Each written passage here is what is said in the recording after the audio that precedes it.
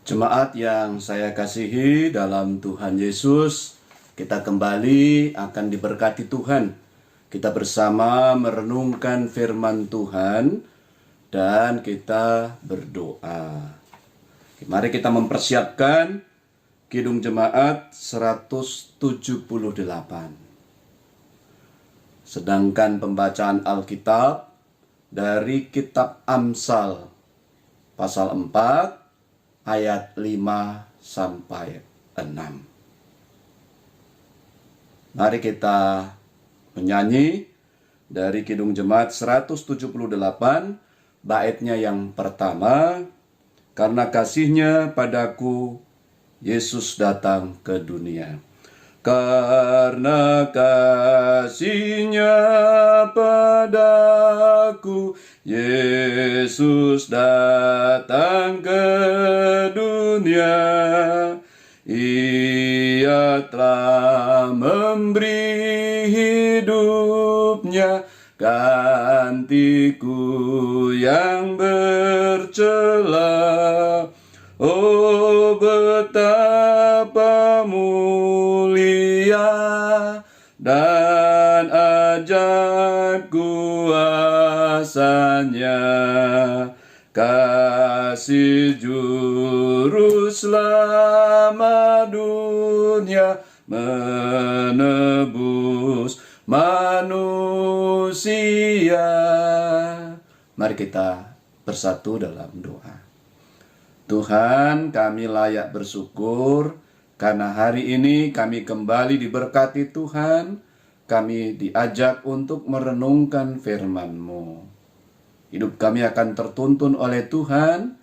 Karena itu kami mohon Tuhan hadir dengan kuasa Roh Kudus, menuntun dan memberkati kami.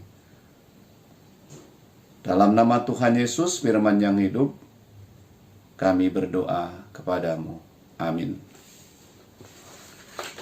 Kitab Amsal pasal 4 ayat 5 dan 6 saya membacakannya bagi kita semua. Perolehlah hikmat, perolehlah pengertian. Jangan lupa dan jangan menyimpang dari perkataan mulutku.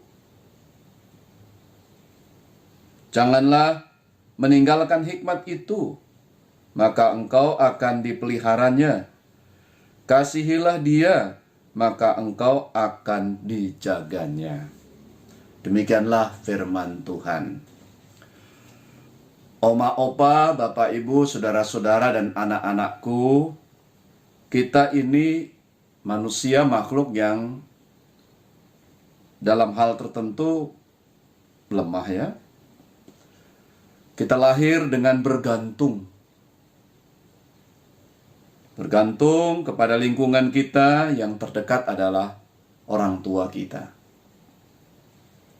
Ini tentu saja berbeda dengan hewan yang sebagian besar begitu lahir dia bisa berdiri, ya, tidak lama setelah itu dia berdiri, berjalan, makan, dan secara insting mereka siap.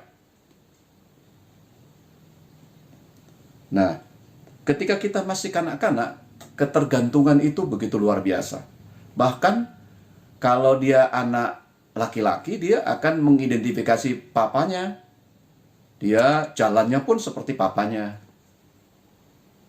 Kalau perempuan seperti mamanya.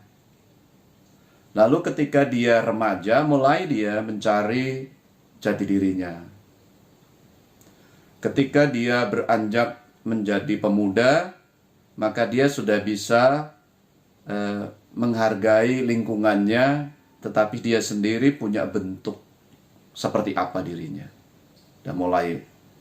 Kemudian ketika dia masa dewasa, matang dia malah lebih bisa untuk berkarya, membangun secara bersama hidup ini.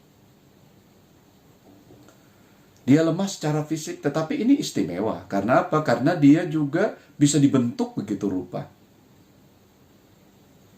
Jadi ini juga penting karena dia tidak hanya mengandalkan insting, lemah instingnya.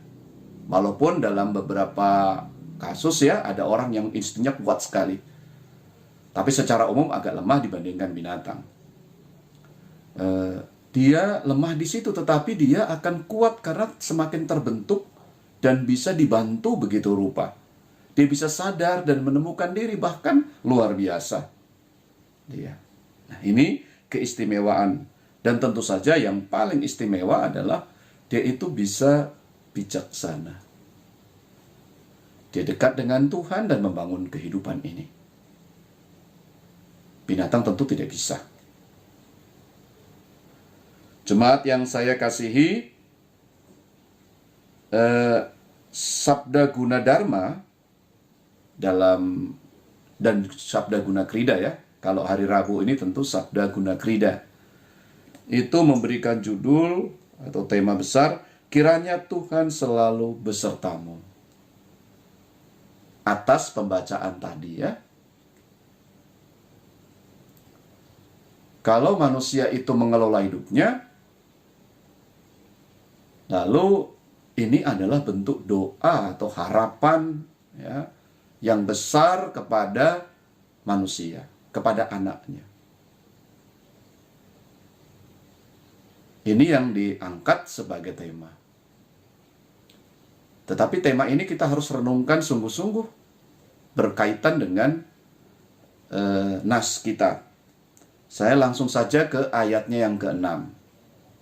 Janganlah meninggalkan hikmat itu, maka engkau akan dipeliharanya. Kasihilah dia, maka engkau akan dijaganya. Nah, dalam perenungan hidupnya dan segala pergumulannya, sampailah Salomo pada nasihat ini. Salomo ini, kita tahu bahwa dia adalah seorang yang lemah juga awalnya. Dia anak seorang Raja Daud. Mamanya adalah Batseba. Dia anak tunggalnya Batseba. Tetapi dari istri yang lain, Daud punya anak yang lain pula. Gitu. Nah, dengan begini, maka kita dapat merenungkan begitu rupa tentang bagaimana dia kok sampai pada nasihat ini. Dan apa yang terjadi pada dirinya. Nah, itu yang akan kita renungkan bersama-sama, akan menyoroti kita atau menerangi kita dalam membangun kehidupan ini. Kita tahu bahwa Salomo itu dia bukanlah yang baik dari awalnya, tetapi dididik. Nah, dalam proses itu, dia ternyata yang dipilih oleh Tuhan untuk menggantikan bapaknya, Daud.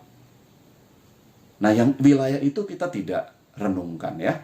Tapi yang kita renungkan adalah Salomo sendiri. Daud ini punya banyak anak. Salah satu contohnya adalah Absalom. Karena dia berkeinginan keras untuk memiliki kekuasaan, dia memberontak sama ayahnya sendiri. Tidak tahan lama gitu. Dia dengan godaan yang ada, dia memberontak kepada papanya sendiri. Nah, itu sama-sama dididik oleh Daud. Tapi Salomo dengan segala keadaannya, dia menerima didikan dari ayahnya gitu ya, dalam kebiasaan mendidik di Israel, dan ajaran dari ibunya. Jadi dua hal yang mendasar ini dikelola begitu rupa dan akhirnya dia sampai kepada takhta kekuasaan itu. Dan kita tahu bahwa dia bergumul. Karena itu kata janganlah meninggalkan hikmat. Tentu saja dia dalam perjalanan hidupnya ya memang tergoda juga untuk meninggalkan. Dia terkenal sebagai raja yang sukses. Dia bisa meninggalkan. Karena itu nantinya juga kita tahu bahwa memang dengan berbagai permasalahan, kecenderungan-kecenderungan manusia, kelemahan-kelemahan, berpikir negatif dan sebagainya, membuat Salomo akhirnya memang meninggalkan. Itulah manusia. Dan ini menjadi peringatan bagi kita bahwa dalam hidup ini bisa saja pilihan kita, perjuangan kita di bagian awal itu baik gitu ya, berhikmat, tetap pada didikan orang tua dan ajarannya, tentu di dalam Tuhan maksudnya, bukan di luar Tuhan. Jadi didikan orang tua, ajaran orang tua di dalam Tuhan. Ya, maksudnya seperti itu. Yang ini nanti kita akan renungkan pada hari Minggu ya. Dengan demikian, Bapak Ibu Saudara-saudara jemaat yang diberkati Tuhan, kita boleh membangun kehidupan ini dengan baik. Kita tidak meninggalkan. Dan ini pergumulan yang tidak mudah dengan kecenderungan-kecenderungan kita sebagai manusia. Kita punya kelemahan-kelemahan, kedagingan kita juga menonjol. Jadi ini menjadi peringatan bagi kita. Maukah kita tetap seperti keputusan yang ada untuk tetap dalam hikmat? Kita punya kecenderungan lalai. Kita enggan menekuni. Jadi begitu menghadapi masalah yang berbeda dengan harapan, ekspektasi kita, maka kita bisa saja justru menuduh Allah tidak bijaksana, Allah tidak baik. Padahal berbagai peristiwa itu jika diizinkan oleh Allah, kita disuruh belajar, kita bertekun, dan kita memperoleh hasilnya. Ya, Salomo juga mengalami kesulitan itu dan akhirnya dia jatuh. Nah, jadi janganlah meninggalkan hikmat itu, maka engkau akan dipeliharanya. Kalau kita memang mau terus dalam hikmat, kita nggak meninggalkan, dan apapun yang terjadi di situ, berbagai godaan misalnya materi, jabatan, kekuasaan, dan lain sebagainya ya, kita tidak tinggalkan hikmat itu. Semua permasalahan justru semakin mencerdaskan kita di dalam Tuhan. Maka kita bisa mengatasi kecenderungan-kecenderungan itu. Kita mencari waktu tenang, teduh. Ketika kita menghadapi masalah, pada waktu itu jangan cepat-cepat mengambil keputusan. Kita tahan dulu, kita merenung dulu, kita tanya sama Tuhan. Kan itu yang akan kita renungkan hari Minggu ya. Jadi hikmat dari orang tua itu dijadikan dari Bapak, kemudian ajaran dari Ibu di dalam Tuhan. Pasal 1 ayat 8 dan 9, tetapi dasarnya adalah pasal 1 ayat 7. Nah, jadi kecenderungan-kecenderungan negatif itu juga kadang politis, harus kita waspadai. Saya ulang pembacaannya ya. Janganlah meninggalkan hikmat itu, maka engkau akan dipeliharanya. Jadi ini personifikasi dari hikmat itu ya. Jadi hikmat itu yang akan memelihara. Nah, yang penting kita tidak meninggalkannya. Apapun yang terjadi di dunia ini, dan jangan melalaikan karena Tuhan sedang mempersiapkan kita semua untuk semakin terdidik, matang, dan beroleh kualitasnya. Kasihilah dia, maka engkau akan dijaganya. Kalau hati kita sungguh-sungguh mau ada dalam hikmat, kita sungguh-sungguh mau, maka kita juga akan dijaga oleh hikmat itu. Saya memberi contoh begini. Ketika kita mendidik anak, anak ini diajarkan tentang entrepreneurship. Dia dilatih begitu rupa untuk dia bisa meningkatkan apa yang dia punya, dikembangkan begitu rupa. Semangat untuk mengembangkan sebagai salah satu nilai entrepreneurship-nya. Nah, tentu saja ketika dia di masa dewasa, di masa tuanya, dia akan dijaga oleh entrepreneurship itu. Dia akan mampu, karena dia berlatih begitu rupa, dia akan semakin mampu. Nah, nantinya ketika menghadapi berbagai permasalahan di waktu tuanya, dia juga bisa. Itu yang dimaksud dengan dijaga. Demikian kalau hikmat itu kita betul-betul hidupi ya, atau masuk dalam diri kita, atau internalisasi, maka kita akan dijaga. Jadi ada waktu-waktu kita memang dilatih begitu rupa, akhirnya menjadi bagian hidup kita. Ketika kita menghadapi berbagai hal, di waktu kemudian tentu kita akan dijaga oleh itu. Itu masuk dalam suara hati kita. Dia akan mengoreksi kita, dia akan membantu kita, supaya kita jangan seperti itu, gitu. Kita bersedia untuk diperbaiki. Itu yang dimaksud dengan dijaga. Nah, ini penting sekali. Bagi orang tua, nasihat Salomo ini penting sekali. Untuk anak-anak dididik begitu rupa, diajarkan begitu rupa, dilatih begitu rupa, untuk dia mampu hidup dalam hikmat. Saya mengajak kita semua untuk seperti itu. Demikian juga dengan proses kita. Kita mulai dari kanak-kanak sampai kepada dewasa sebagai orang tua dan seterusnya. Nah, kita akan semakin matang dan kita dijaga begitu rupa kalau kita mau mengasihinya, gitu ya. Kalau kita mau benar-benar hidup di dalamnya. Kadang-kadang kan begini, Bapak Ibu saudara-saudaraku ya, jabatan atau materi itu justru menjatuhkan kita. Kita semakin tidak berdaya di hadapan jabatan dan materi. Padahal itu godaan juga. Bukan saya maksudkan bahwa jabatan dan materi itu buruk, bukan ya. Tetapi itu bisa menjadi masalah bagi kita kalau kita tidak terima dia dalam hikmat. Ya. Dalam benar-benar bagaimana orang tua itu mendidik dan mengajarkan dari awal, melatih begitu rupa, kita tetap di situ. Dan tentu saja orang tua yang di dalam Tuhan ya. Orang dalam Tuhan itu yang kita pegang begitu rupa. Dan makin hari kita makin kuat, terjaga. Karena itu saya juga mengajak kita untuk berhati-hati juga. Karena bisa terjadi jabatan kita, kekuasaan kita, kepandaian kita. Semua yang Tuhan berikan yang baik itu justru merusakkan kita. Kalau itu yang terjadi, maka seperti Salomo, yang pada awalnya dia bagus, tetapi berikutnya dia menghadapi masalah dan dia jatuh. Nah, berarti dia juga ada kelemahannya. Karena itu kitab ini bagus sekali untuk membuka kepada kita bahwa Salomo yang memberikan nasihat ini juga bisa jatuh. Itu sama dengan seorang presbiter, dia memberikan nasihat bisa jatuh.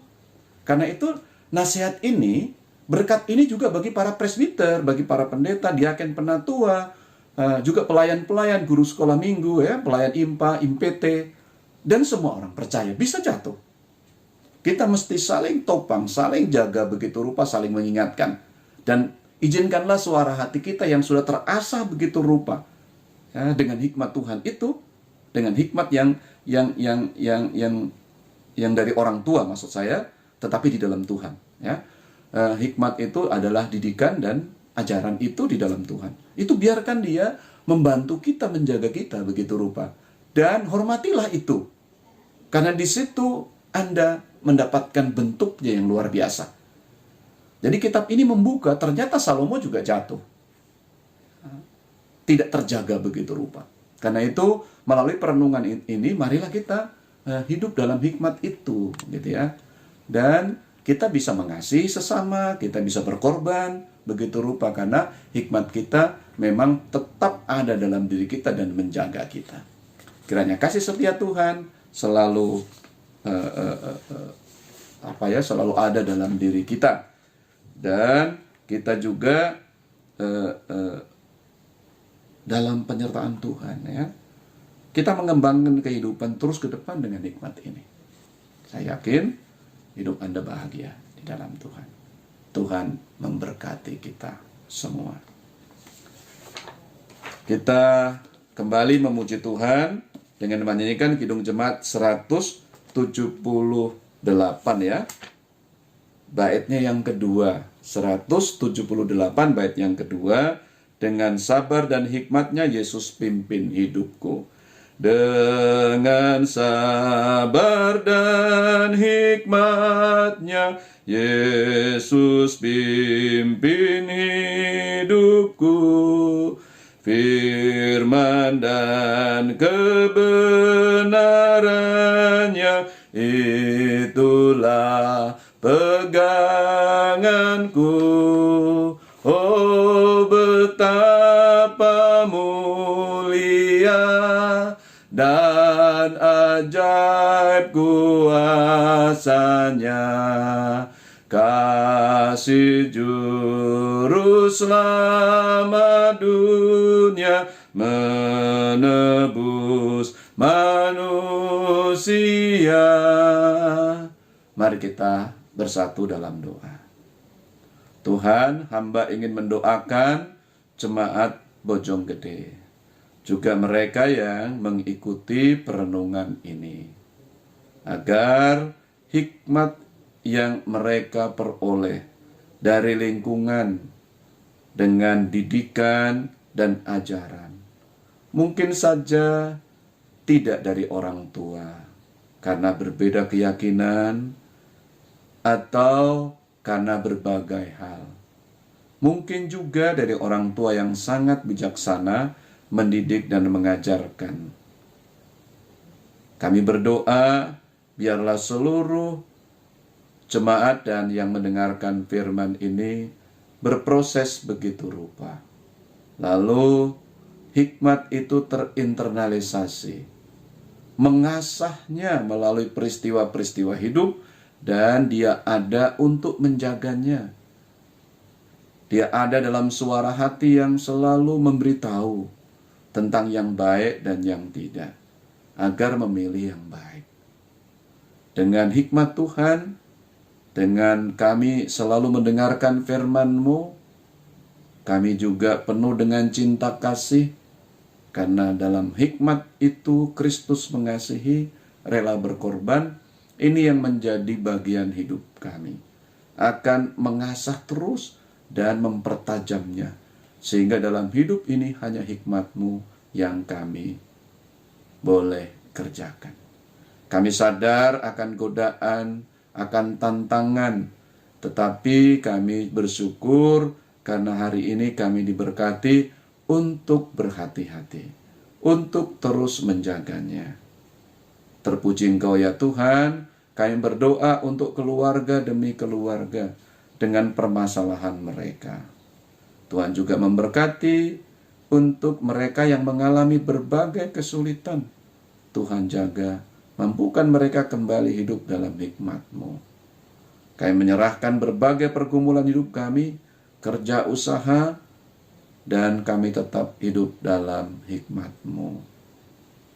Kami berhikmat melalui didikan, ajaran, tetapi semua di dalam Tuhan. Kami menyerahkan seluruh hidup kami terus ke depan ke dalam tangan kasih-Mu. Demi Putra-Mu Tuhan Yesus kami berdoa kepadamu. Amin. Tuhan senantiasa memberkati kita semua. Amin.